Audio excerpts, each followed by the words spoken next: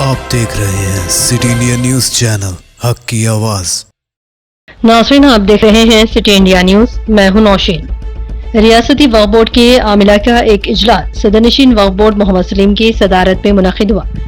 اس اجلاس میں سی ای او وقف بورڈ محمد شاہنواز قاسم، اراکین بورڈ سید اکبر نظام الدین، محمد جاوید ایڈوکیٹ، ملک معتصم علی خان، آغا حسین حیدر و دیگر نے اس میں شرکت کی۔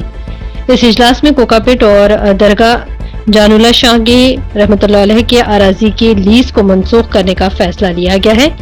صدر نشین وقف بورڈ محمد سلیم نے کہا کہ آئندہ ہفتے مزید ایک اجلاس منعقد کیا جائے گا جس میں مختلف امور پر اور عدالتوں میں زیر دورہ مقدمات پر بھی ضروری فیصلے لیے جائیں گے۔